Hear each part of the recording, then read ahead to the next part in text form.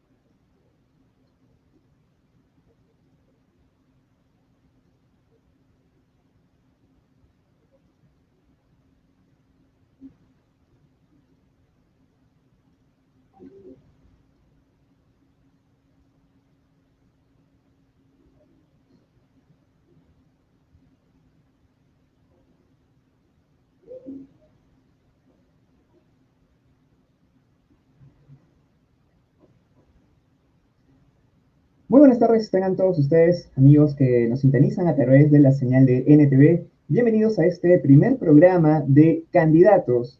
Este es un espacio que, bueno, como lo dice el nombre, buscamos conocer un poco más el perfil que tienen los candidatos que postulan a estas elecciones presidenciales 2021. Elecciones que por lo demás están siendo bastante peculiares, probablemente sean únicas en la historia de nuestro país, puesto que la campaña política como tal va a estar restringida, pues todos sabemos, por esta situación de pandemia mundial en la que todavía nos encontramos. Y justamente una de las preocupaciones más grandes que ahora hay es el anuncio del día de ayer en que la ministra de Salud, Pilar Macetti, anunció la llegada de esta nueva variante del COVID-19 que según algunos reportes científicos tiene un nivel de contagio mucho mayor que el que ya habíamos estado teniendo aquí en el país con la cepa COVID, con el virus COVID-19. Entonces, el tema de la vacuna, que también es algo que ha estado en la agenda política en estas semanas, y sobre todo las acciones que se van a tomar respecto a la distribución de ellas, son algunos de los temas que en esta contienda electoral van a estar definitivamente en primer lugar del debate político. Y por supuesto, usted podrá ver parte de este debate político en este programa, Candidatos por la señal de NTV. Y justamente el día de hoy tenemos a nuestros dos primeros invitados.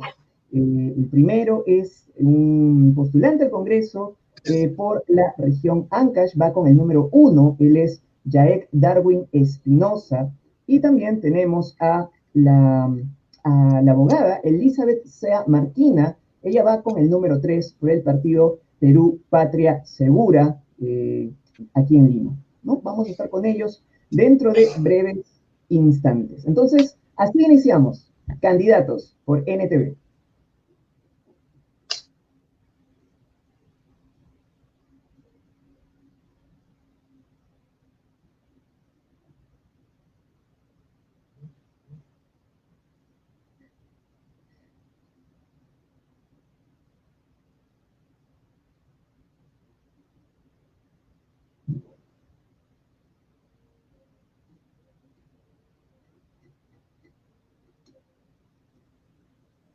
Darwin, ¿qué tal? ¿Me escuchas? ¿Qué tal, Luis? ¿Cómo estás? Buenas tardes. ¿Qué tal, Gracias Darwin? por la invitación. Aquí Y felicidades por su primer programa de Candidatos. Candidatos, ¿no? Candidatos. Qué oportuno es que hayan este tipo de programas, porque habitualmente como que no hay mucho espacio, sobre todo para los congresistas que, bueno, que como tú representan a las provincias, ¿no? Es algo, lamentablemente, que no sucede. Sí, definitivamente este espacio al cual tú estás dirigiendo, estás conduciendo, va a ayudar para que la población ancachina conozca mejor a sus candidatos, conozca sus trayectorias y sus antecedentes, a fin de que podamos o puedan todos emitir un voto informado, un voto consciente, y evitemos después estar pues quejándonos por nuestras autoridades y decir que no nos representan, ¿no? Cuando nosotros mismos somos los que lo elegimos. Así que te felicito los felicito a toda la producción por esta iniciativa y les deseo todos los éxitos para que el objetivo que ustedes han planteado se cumpla y así después los ancachinos podamos estar mejor informados. Así es, Darwin, y como decía al principio, estas elecciones de hecho son particulares. Mira que a todos nos ha obligado a tener que sortear toda esta situación. Imagínate yo, mira, de un set, ahora te estoy recibiendo aquí en la intimidad de mi habitación. Mira cómo son las cosas.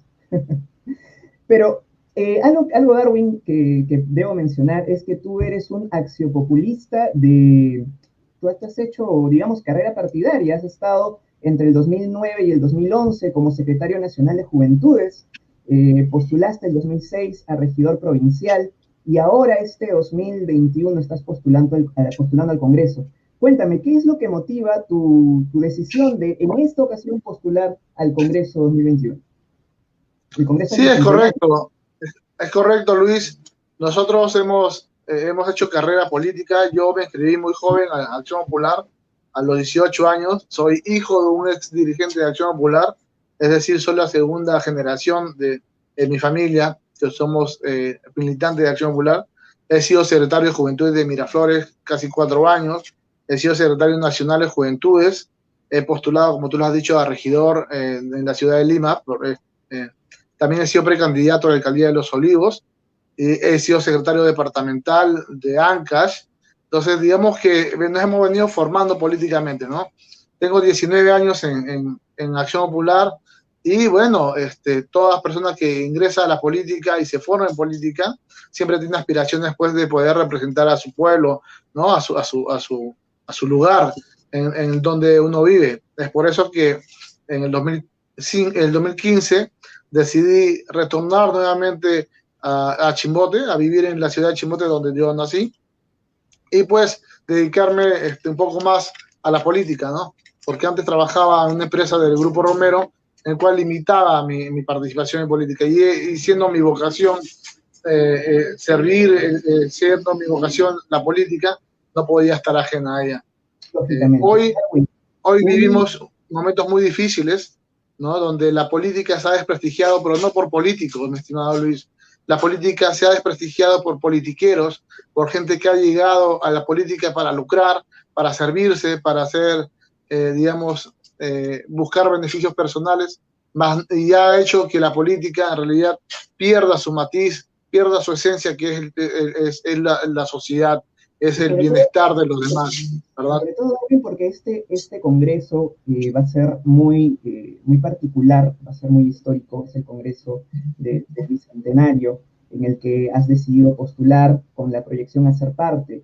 Sin embargo, un axiopopulista como tú, de larga data, que digamos desde los 18 años, has hecho toda la carrera partidaria, quizás tú también seas el más indicado para contarnos qué es lo que está sucediendo al interior de Acción Popular, porque la imagen que se está teniendo con miras a las elecciones es de un partido fragmentado en dos, digamos, por decirlo de un modo, en dos grupos.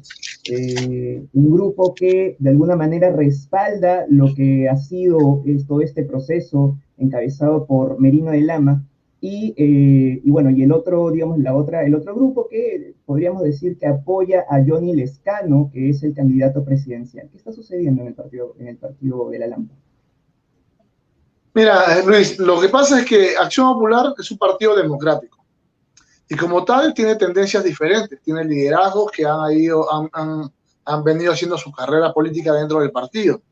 Al no tener dueño, Acción Popular entonces es un partido abierto, donde se realizan elecciones hace más de 30 años, elecciones internas para elegir a nuestros dirigentes y elegir a nuestros representantes, es decir, a nuestros candidatos a diferentes cargos de elección popular. Entonces, obviamente, como en todo lugar, va a haber unas pugnas internas a fin de que podamos posicionar cada uno de nuestro liderazgo. Pero es parte de la democracia, creo yo. Es más, es el único partido que hace más de 30 años elige a sus dirigentes de forma un militante y un voto, ¿no? Yo creo que en otros partidos no se ve eso. Es el partido, uno de los únicos partidos de que elige a sus candidatos a través de un militante y un voto. Entonces, eso no se ve, ¿no? No se ve en otro partido. Entonces, parte de la democracia, obviamente, también es el enfrentamiento o el posicionamiento o la rivalidad entre diferentes figuras o cuadros fuertes dentro del partido que buscan cada uno posicionar su liderazgo. Entonces, Darwin, esto... ¿eres consciente de que Acción Popular va, en estas elecciones, va con una imagen bastante debilitada justamente por este proceso con Merino de Lama? Porque una cosa es un partido donde haya disputa interna, pero otra cosa es un partido donde el mismo presidente del partido, Mesías Guevara, por ejemplo, el 6 de enero consideró que sería desastrosa una elección de Merino de Lama como portavoz de la bancada de Acción Popular. O sea, ¿eres Sí, consciente de efectivamente. que Yo, tiene ese... más que digamos, una imagen deteriorada, yo creo que las pugnas internas digamos, la lucha de líderes internos ha traslucido, ¿no? Lo que no debió haber salido a la luz pública lo ha pasado. Ahora, la decisión de Merino Lama y de 18 congresistas es un tema individual. Luis, nosotros tenemos 64 años de historia. 64 años de historia. No tenemos 10 meses, un año. Nosotros tenemos 64 años de historia en el cual hemos enfrentado dictaduras, hemos sufrido exilio, hemos sufrido persecución, hemos sufrido encarcelamiento de nuestros líderes, hemos sufrido las prohibiciones de reuniones, y aún así nosotros hemos salido adelante. ¿Por qué? Porque siempre hemos enarbolado la bandera de la democracia, de la transparencia. No cualquier partido político es elegido para llevar a cabo una transición, como lo ha hecho Valentín Paniagua. Y más aún, existiendo un cuadro para comparar en este momento. Valentín Paniagua, cuando fue electo presidente de transición, pidió al partido que no se presente lista presidencial para que no quepa duda de su imparcialidad, ¿no?, en los comicios electorales que se había convocado. Qué gran diferencia, ¿verdad?, con la actualidad. Pero aún así, quieren, digamos, golpear a Acción Popular. Acción Popular no son 18 congresistas. Acción Popular es más, son 64 años de historia, 64 años de tradición y 64 años de mártires de la democracia que han dado su vida al servicio del país. ¿Usted es linda con las decisiones de la bancada sociopopulista en el actual Congreso? Claro, claro que sí. Ha sido un comportamiento absurdo que han tenido, que a pesar de que el señor Vizcarra tiene denuncias y a pesar de que las pruebas indican que es culpable, creo que no ha sido el procedimiento indicado para poder llegar a una vacancia. Creo que esto no debió haberse dado, ¿no?, debido a que ha creado un signo de inestabilidad política, más aún con el tema de la pandemia. Pero, bueno, son errores políticos, no son actos delincuenciales, no son actos de corrupción que nos hayan visto involucrados. Otros partidos que hoy nos quieren ensuciar o embarrar, otros partidos sí están involucrados con Odebrecht, están involucrados con obras fantasma, están involucrados con personal o trabajadores fantasma, están involucrados en la mata de toda la corrupción. Ellos sí han recibido plata de financiamiento externo para su campaña. Nosotros no. Nosotros nos pueden decir, oye, lo vacaron a Vizcarra. Sí, 18 individuos que respondieron a sus intereses personales, ellos lo vacaron. Pero no hubo corrupción aún así. Aún así no hubo corrupción, ¿no? Errores políticos.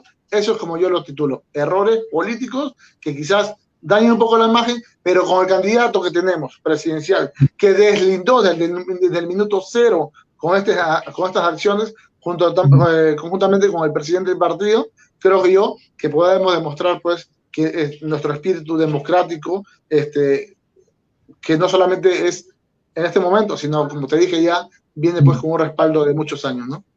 Darwin, hablemos un poco de lo que está sucediendo en la región a la que tú aspiras representar en el Congreso, la región Ancash.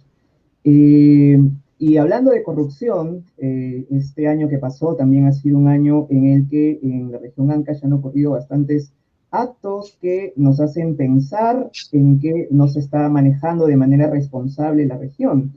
La Contraloría el 30 de noviembre encontró que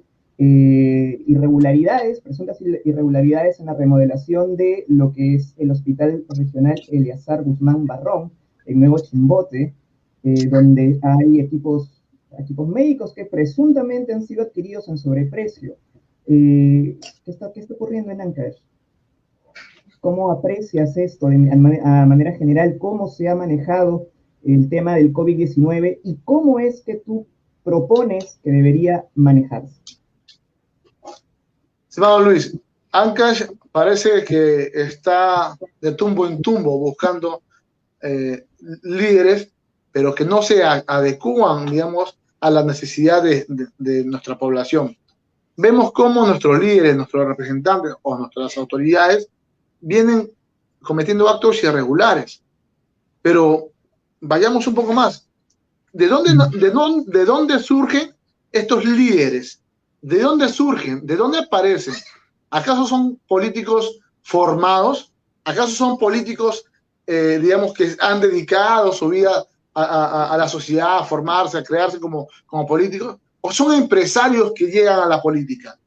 ¿No son acaso la mayoría de estos empresarios que llegan a la política? El empresario tiene una mentalidad, estimado Luis, y no los condeno por eso, al menos no los empresarios. Tener una mentalidad de lucro, invertir para ganar, invertir para ganar. Ese es el modo, pues, de todo empresario, y no está mal. Pero cuando involucras a algún empresario en la política y confunde el rol social, como ya le dije, de la política y lo vuelve un rol económico, entonces ahí está el problema, ¿no? Porque el empresario va a querer seguir ganando sin importarle, digamos, la sociedad a quien representa. Entonces, nosotros debemos de elegir bien, Luis. A eso quiero llegar. Elijamos a personas que tengan trayectoria política, a personas que se han formado políticamente. Regreso a mi pregunta. Siempre dice, claro. ¿Cómo desde tu puesto congresal de ocuparlo como tal, cómo tú consideras que debería manejarse o qué harías para que se maneje mejor este tema del COVID-19 en la región Ancash? Listo. Quisiera terminar un ratito por lo que está diciendo, lo que está exponiendo para no perderle la acción. Siempre se dice, Luis, zapatero a su zapato. ¿Qué hace un empresario en política? ¿Qué hace un jubilado? ¿Qué hace una persona que no se ha formado políticamente nunca, que no conoce nada de política, en la política? ¿Qué hace? ¿Qué hace en la política? Entonces yo creo que deberían haber requisitos mínimos para poder postular a un cargo público. Por lo menos, no estoy hablando de títulos, no estoy hablando de eso, estoy hablando de experiencia política.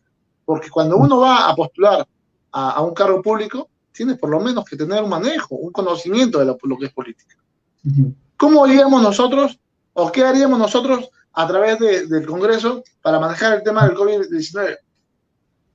Nosotros debemos de promover, fortalecer y hacerle seguimiento, Luis, primero al tema del hospital. No puede ser posible que Huaraz tenga un hospital que ha colapsado, no hoy ni ayer, hace muchos años. Muchos años. Chimbote tiene un hospital regional de hace, ¿cuánto? 37 años, que fue inaugurado por Fernando Belaúnde Terry, aquí en el hospital regional. ¿Cómo es posible que han pasado 37 años, la población, en cuánto se ha multiplicado hace 37 años? Por lo menos por 10, por 8, y seguimos siendo el mismo hospital, tenemos la misma infraestructura, seguimos siendo lo mismo. Entonces yo creo que fortalecer el sistema de salud es nuestra primera tarea dentro de nuestro, donde nos tocaría estar, estimado Luis. Fortalecerlo, ver y también tomar las acciones de fiscalización desde el inicio. No cuando ya se han robado, se han tirado la plata. Desde el inicio, desde la convocatoria, desde la buena pro, para ver, formar si es posible una comisión, para ver qué clase de producto, qué clase de material está llegando.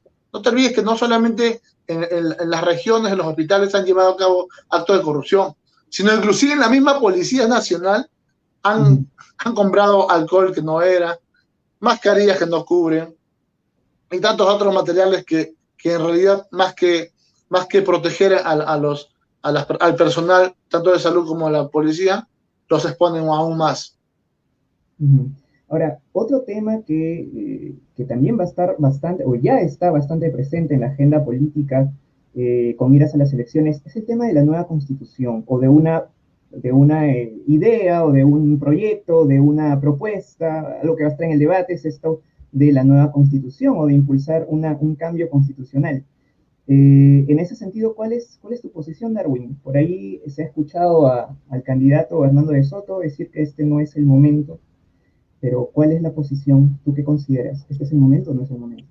Luis, si este no es el momento, ¿cuándo sería el momento? Uh-huh. Tenemos una constitución, primero, que se creó en una dictadura. Tenemos una constitución entreguista.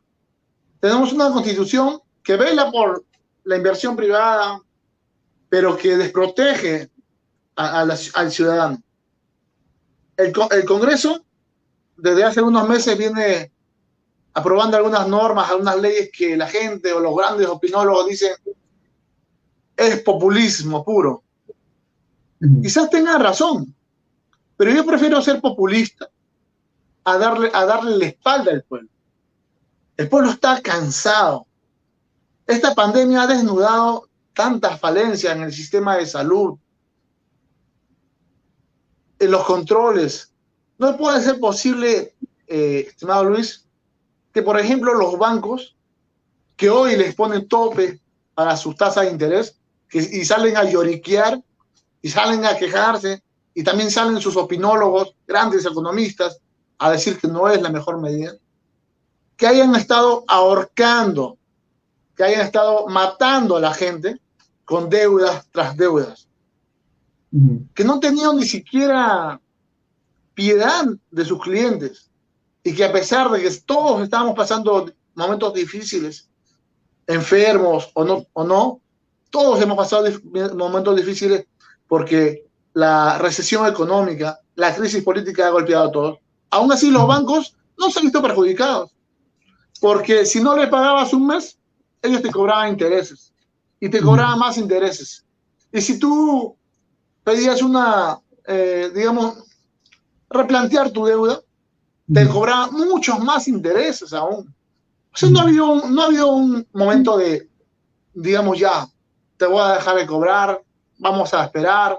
No, ellos han querido seguir ganando, lucrando. Aún cuando el pueblo sufría y se desangraba, ellos no han sido solidarios. Entonces, ¿por qué? ¿Por qué tendríamos que nosotros pensar en ellos? ¿Por qué nosotros, si llegamos al Congreso, tendríamos que decir, no, hay que cuidar la estabilidad de los bancos? No, señor. La Constitución, Luis, tiene que proteger y velar al ciudadano. El ciudadano es el fin supremo de un Estado. Entonces, obviamente hay que cambiar esta Constitución. Y si hay problemas, o hay muchos opinólogos digamos, que están en contra de esto, hagamos algo. Un referéndum, como ya lo ha propuesto el Lescano. Un referéndum y que el pueblo decida si se cambia o no se cambia la Constitución. Si se cambia, no. Ahora, además del cambio de Constitución, yo creo que tú también coincidirías conmigo con esta apreciación respecto a que otro de los grandes problemas que dificulta que como sociedad podamos funcionar mejor, por decirlo de algún modo general, es justamente la corrupción, y tú lo has mencionado.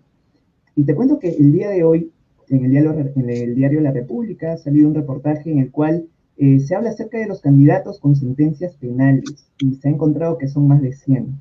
Y en el caso de Acción Popular, algo que me preocupa es que hay 7 candidatos con sentencias penales, y uno de ellos es Vidal Blas Bravo, que va justamente con el número 3 por Ancash. Él ha tenido una sentencia por hurto agravado y con pena efectiva. Entonces, quizás también el cambio debería empezar por las listas congresales de los partidos políticos. ¿Qué opinión tienes tú al respecto? Yo estoy de acuerdo contigo, Luis. Yo advertí al Comité Electoral Departamental de lo que tú estás comentando, porque conocía ya con anticipación esta información.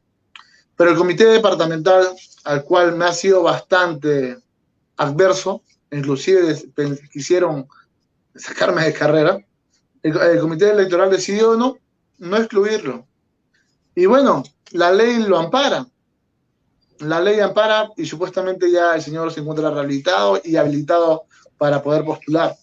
Pero hay un antecedente negativo y creo que eso ensombra la participación de cualquier político en esta arena electoral. Creo que hay que hacer una reforma profunda, Luis. No solamente sobre los temas de las personas que tengan antecedentes, sino que yo creo que las personas que tienen antecedentes ya no se encuentra en capacidad moral para poder representar a su pueblo. Creo que no deberían participar. Yo cuido muchísimo mi imagen. No tengo denuncias, no tengo sentencias. Y no me siento cómodo participando con una persona que tiene sentencias. Porque no es la esencia del partido. Y no es la esencia de la política. Pero como la ley lo ampara, lo permiten. Entonces creo que hay que cambiar la ley. Hay que ser más drástico. No cualquiera puede ser político. No cualquiera debería ser político. Entonces vamos a solicitar, Luis, que las personas que tengan antecedentes por delito doloso no puedan postular. Luis, es un ejemplo. ¿Tú crees que un mal padre, tú crees que una persona que no cumple con sus alimentos o los alimentos de sus hijos, que no cuida de ellos, puede cumplir con la sociedad? ¿Tú crees que alguien que no sea un buen padre puede ser buen gobernante? Yo no lo creo. Porque si no quieres a tus hijos, no quieres a nadie. Si no quieres a alguien tuyo, no vas a querer a nadie. Entonces, eso hay que corregir. ¿Perdón? Probablemente los electores también piensen eso. Yo creo eso. Entonces, ¿cómo podemos hacer? Tiene que cambiar. Aunque muchos se opongan. Aunque va a ser muy difícil, porque la mayoría de que entran al Congreso tienen sentencias. Va a ser muy complicado. Pero yo voy a luchar, Luis, y no voy a descansar hasta que eso pase. Las personas que no puede ser posible que las personas que tengan sentencia por delito doloso ingresen a la política. No, ya me rehabilité. No, señor, usted ya se encuentra en la incapacidad moral de por vida en participar en política. Hay que ser más selectivos en política. Y no hay que decir, no, este es blanquito, este es rojito, este es chinito, este es chorito. No, esa no es la selección. La selección es la capacidad moral que puedan tener cada uno de ellos y la trayectoria política. Hay mucho por hacer. Por ejemplo, te pongo otro ejemplo. ¿Cómo es posible que personas que nunca han militado en un partido quieran postular por ese partido? ¿Cómo? ¿Cuál es su identificación ideológica? ¿Cuál es su identificación doctrinaria? ¿Cuál? ¿El negociado? ¿La compra de cupos? 20.000 por acá, 50.000 por otro, 30.000 en otro. ¿Esa es su ideología? ¿Así se identifican los políticos con sus partidos que están representando? ¿Cómo es posible que en la elección pasada postularon por un partido y ahora están postulando por otro partido? ¿Cuál es el sentido? ¿Cuál es la convicción? ¿Cuál es el vínculo que une a este candidato y al partido político? Es por eso que creo yo que las personas que querramos postular a un cargo público de índole nacional, por ejemplo, como es el Congreso de la República, el Parlamento Mínimo de la Presidencia, deberían de tener por lo menos 5 años en ese partido al cual piensan postular. 5 años. Porque si no, cualquiera pues se vuelve una vedette política. Y los partidos deben dejar de ser vientres de alquiler. Esta es una prostitución política, Luis. Que cualquiera se pone el color, ahorita me pongo el color rojo, el color blanco, el color verde, el color morado, el color lila. ¿Y cuándo me identifico con un solo partido? ¿Cuándo yo puedo levantar la bandera y decir, estos son mis colores? ¿Hasta cuándo? ¿Hasta cuándo?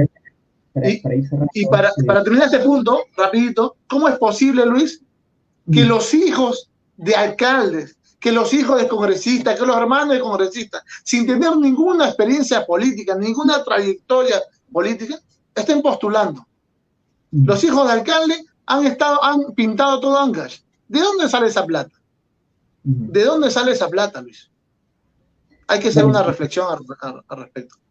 Ya para ir cerrando, te comento que queremos hacer una dinámica tipo ping-pong. Yo te voy a dar 5 nombres y tú dime en una palabra o en una frase, muy, muy breve, obviamente, qué es lo que podrías mencionar sobre este personaje. ¿Te parece? ¿Quieres jugar?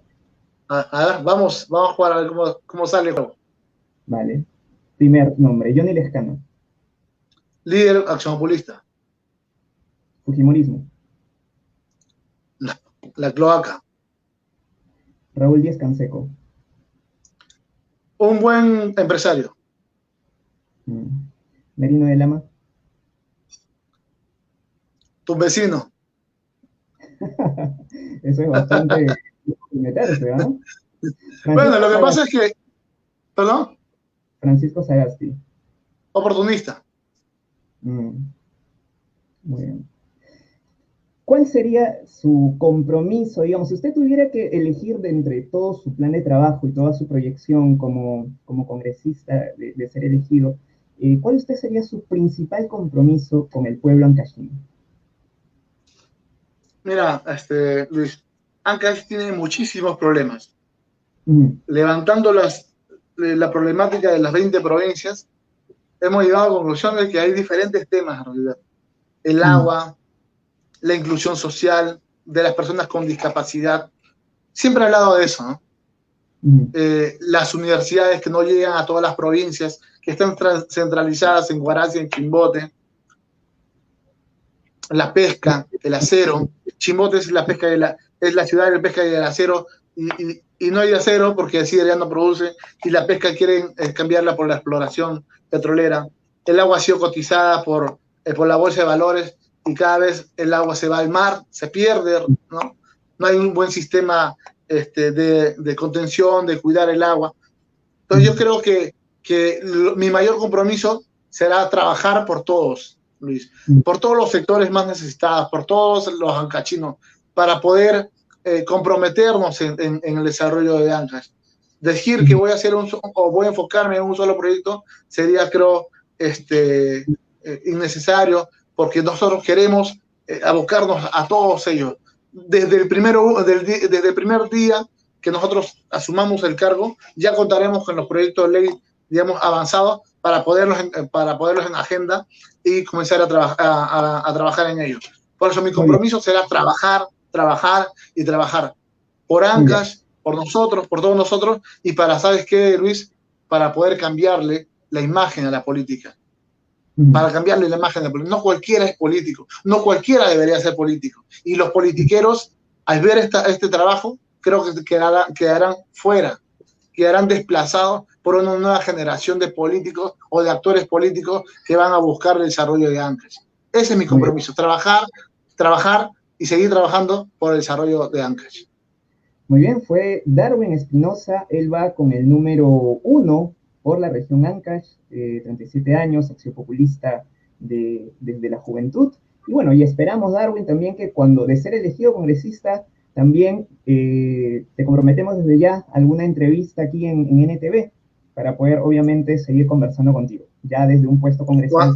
Te deseamos, obviamente, el mejor de los éxitos. Muchísimas gracias, y yo gustoso. Cuando ustedes lo requieran, aquí estaré. Muy bien, fue Darwin Espinosa y nosotros regresamos con nuestra siguiente invitada. Ella es Elizabeth Sea Marquina y postula por Perú Patria Segura. Regresamos.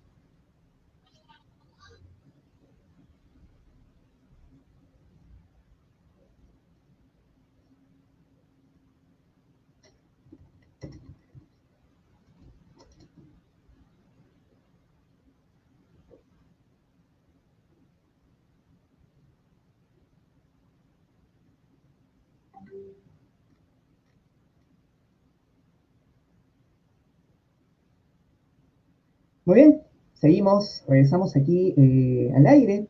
Tú estás en Candidatos por NTV, este espacio donde estaremos invitando a los candidatos al Congreso, el Congreso Bicentenario, Congreso que tiene un mayor peso histórico por ser justamente el Congreso del Bicentenario.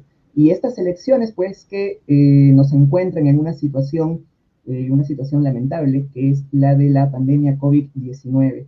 Y creo yo, o creemos ampliamente, de que estos van a ser temas fundamentales dentro del debate político. Y justamente vamos a entrevistar a ahora toca nuestra siguiente invitada. Ella es candidata con el número 3 por Perú Patria Segura por Lima. Ella tiene 44 años, si no me equivoco, corríjame si es así, y es abogada de profesión. Ella es directora, hasta la actualidad es directora del Instituto de Derechos Humanos y Desarrollo de la Universidad San Martín de Porres, cargo que ocupa desde el año 2005. Elizabeth Sea, bienvenida al programa.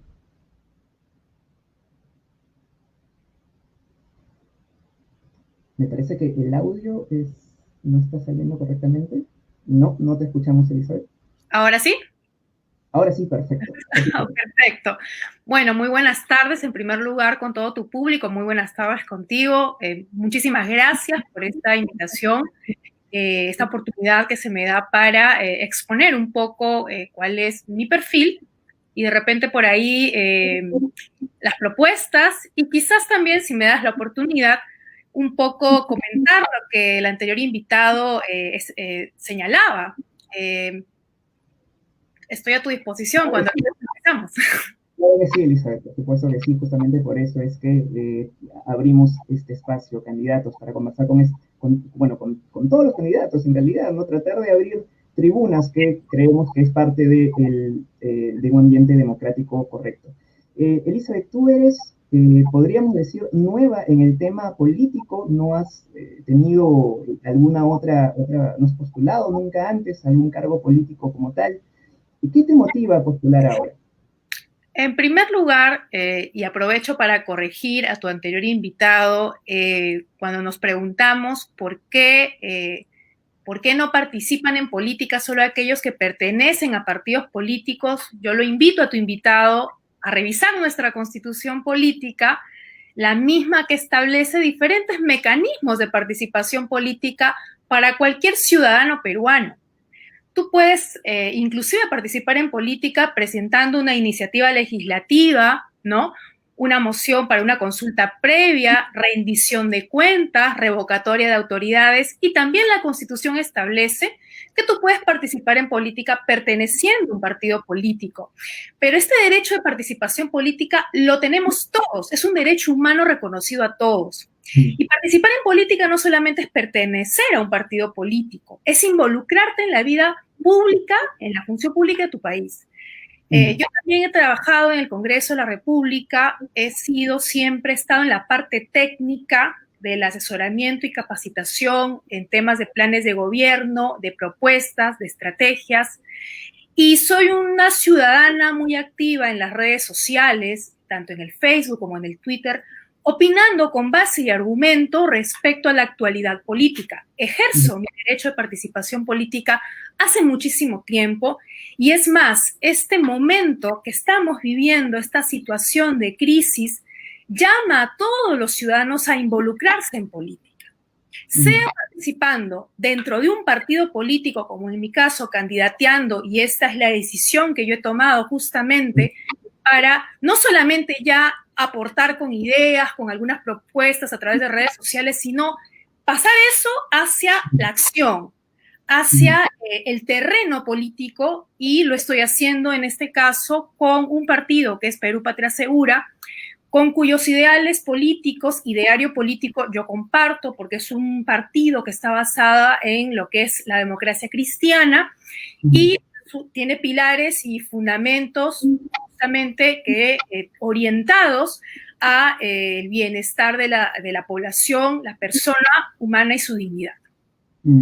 Ahora, Perú Patria Segura tampoco es que sea, bueno, es un partido de esto que es la primera vez que se está presentando a una elección presidencial, pero es un partido cuyos miembros vienen pues desde Cambio 90.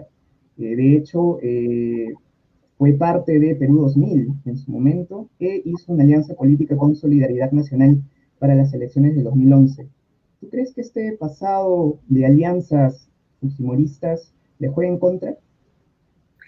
Mira, el problema aquí es que estamos acostumbrados a estigmatizar a los partidos políticos por cómo nacieron y creemos y siempre tratamos de, digamos, equiparar, ¿no? Ideológicamente a todos los partidos. Si un partido, como en el caso de Perú Patria Segura, devino de Cambio 90, que fue el primer gobierno de Fujimori, no fue el segundo, porque Andrés Reynardo, quien es el fundador del partido, pertenecía a Cambio 90, era el fundador de Cambio 90, con la postura de toda esta reforma económica, de esta reestructuración económica que se llevó en aquel momento y después deja de ser Cambio 90, ¿no? Y en el 2013 es que se constituye Perú Patria Segura, ¿no?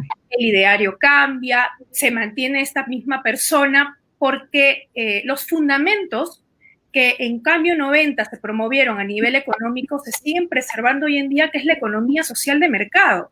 Entonces, esa es digamos, la base política, el fundamento político que hoy en día lleva adelante el Perú Patria Segura. Y como bien has dicho tú, tenemos inclusive a Rafael Santos, que es el candidato, viene del PPC, ¿no? O sea, yo de verdad soy docente universitaria, yo también promuevo la participación política de todas las personas y de todos los partidos políticos sin estigmatizarlos, porque me parece que los políticos tienen que ser probados en la cancha,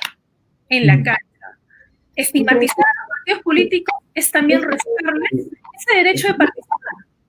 Perdón, ¿tú crees, Elizabeth, que Rafael Santos ya ha demostrado en la cancha que puede ser un buen presidente de la República? Él ha sido alcalde de Pueblo Libre desde 2006 al 2014, volvió a intentar la alcaldía a Pueblo Libre y no lo logró en ese caso, pero con 2 alcaldías distritales en Lima, ¿crees que él esté capacitado para ser presidenciable?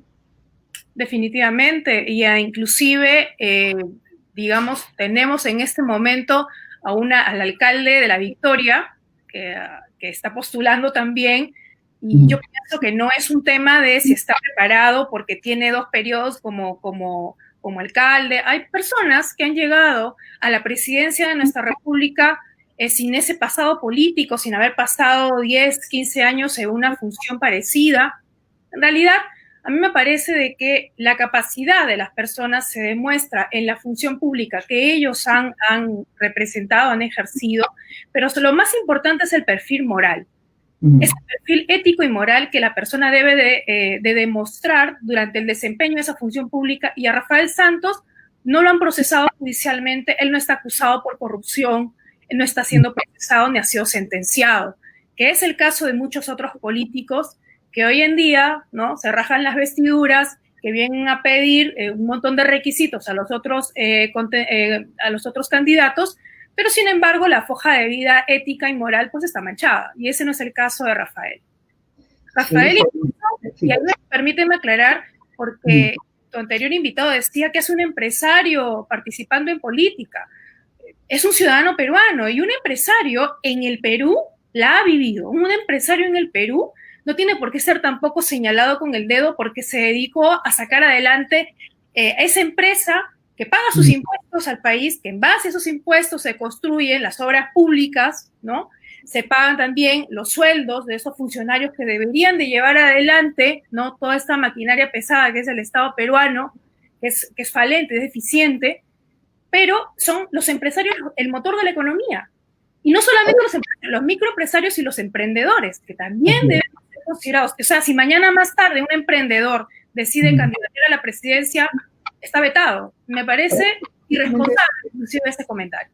Justamente siguiendo esta línea de los empresarios y justamente lo que mencionabas hace un momento respecto al modelo económico que nace con Cambio 90, justo un tema que también va a ser bastante tocado, pienso yo, en estas elecciones es el del cambio de constitución, ¿no?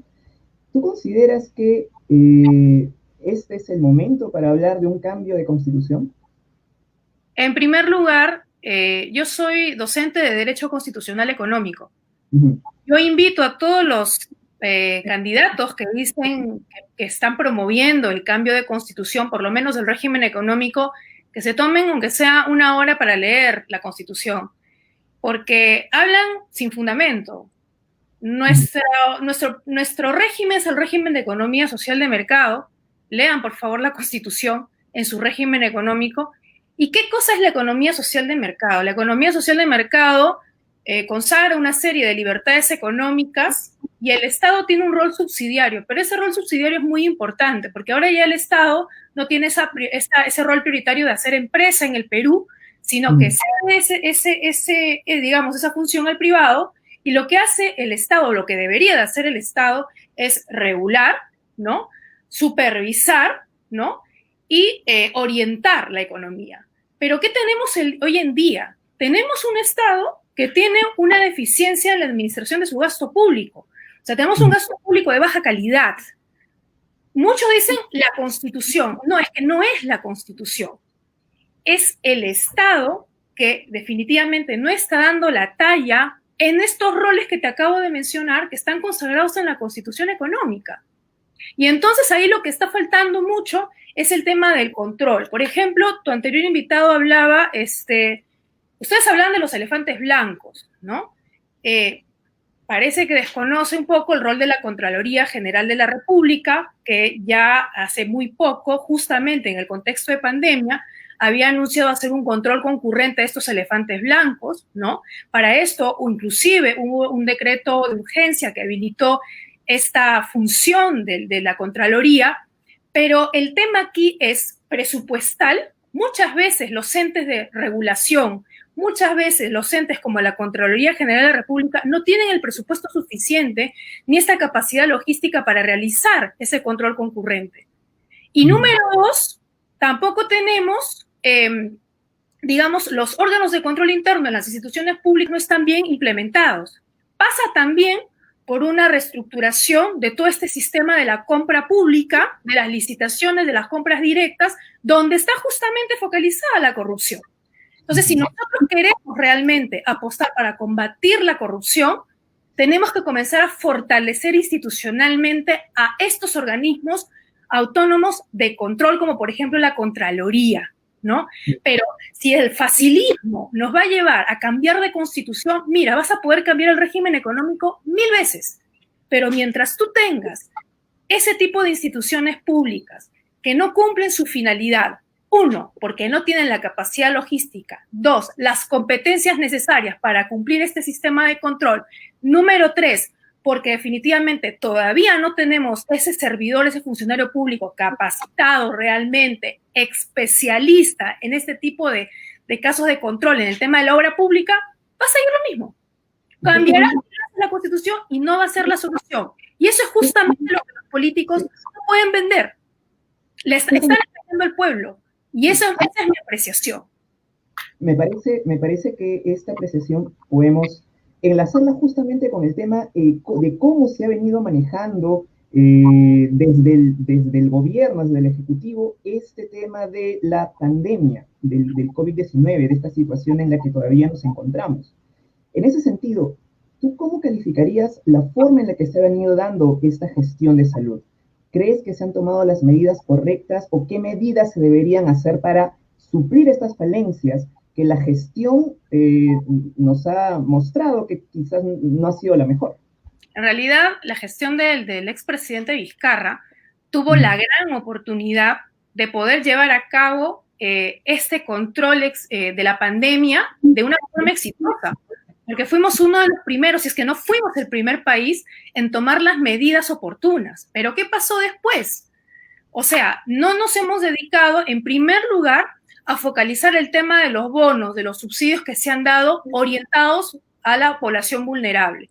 O sea, ahí ha habido también ámbitos de microcorrupción que lo que han hecho es simplemente hacer que, por ejemplo, a los adultos mayores no les lleguen estos bonos, que están en extrema pobreza, que a las personas en situación de discapacidad tampoco puedan recibir ese bono.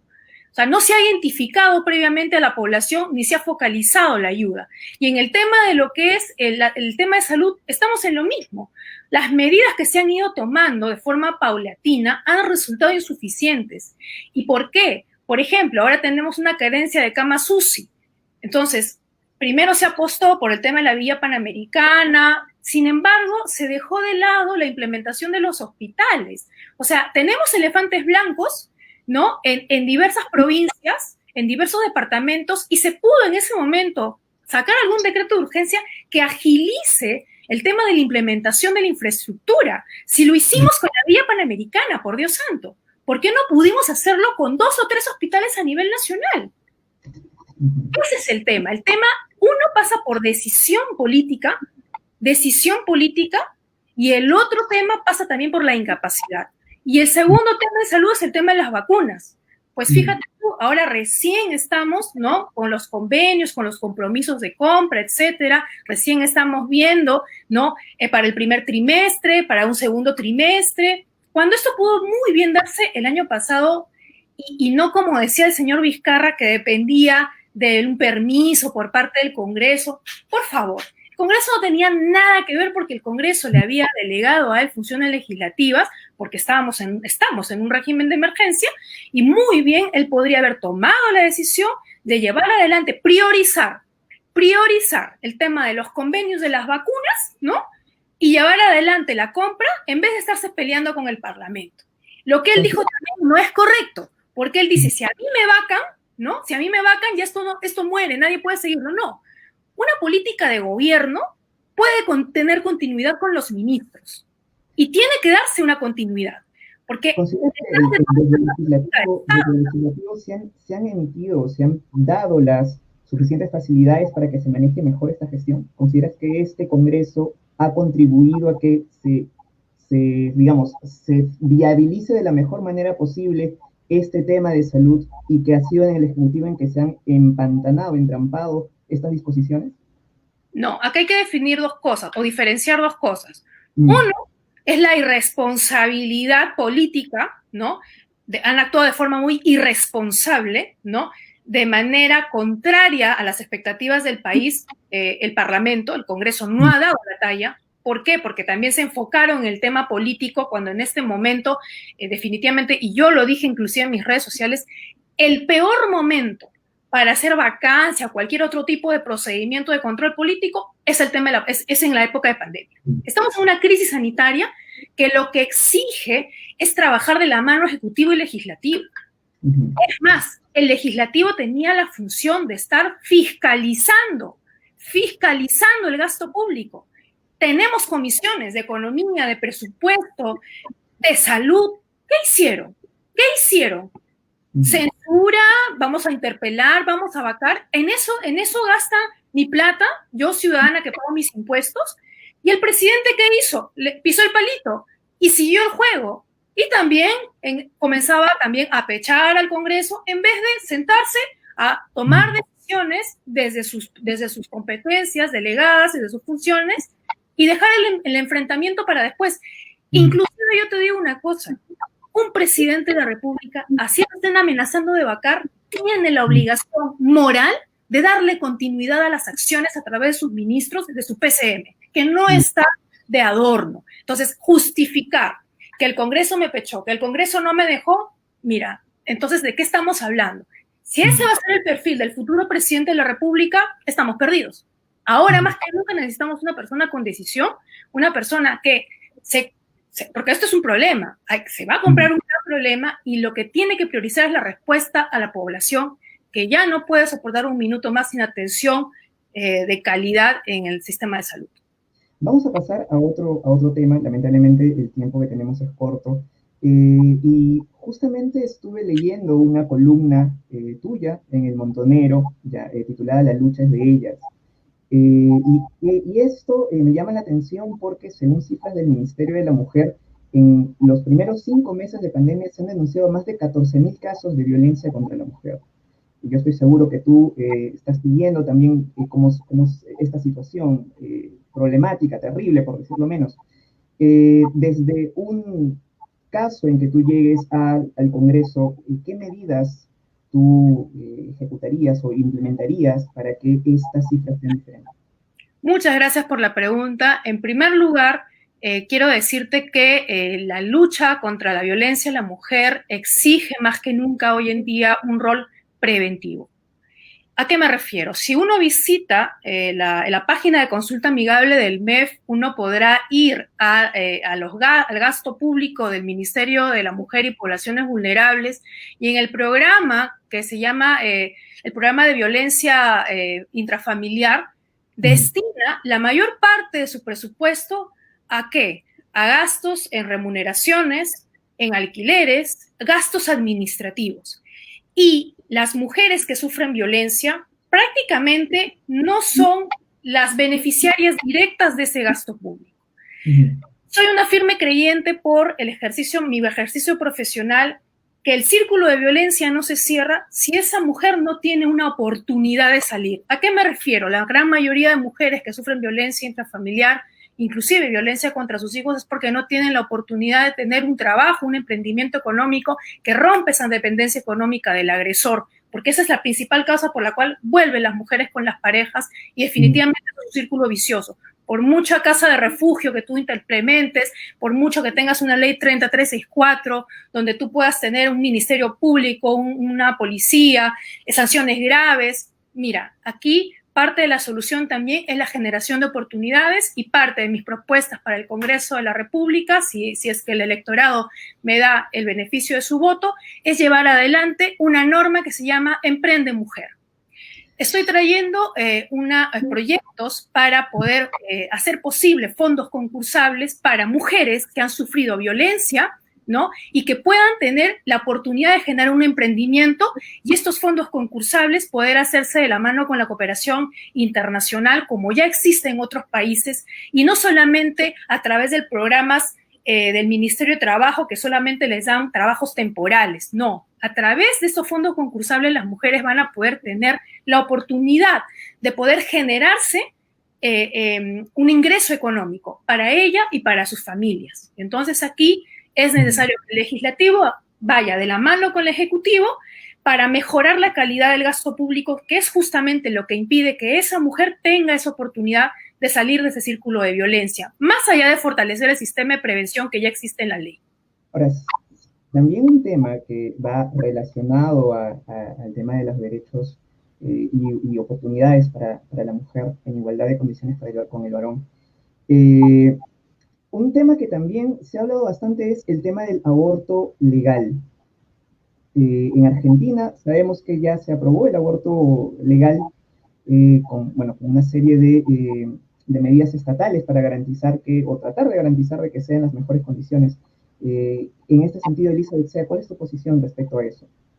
El tema del aborto es un tema bastante polémico y que suele ser usado mucho justamente en contiendas políticas, ¿no? Y entonces se nos exige tener una posición a favor y en contra. Bueno, en realidad mi calidad de docente me impide a mí decirte completamente a favor o completamente en contra. ¿Por qué? Porque definitivamente para mí el hecho de tener, hay varios casos, ¿no? Para mí el caso que merece especial atención o merecería especial atención como legisladora es el caso de las violaciones sexuales a menores de edad. Yo en ese caso sí estoy a favor de un aborto terapéutico. ¿Por qué? Porque he visto casos de niñas, ¿no?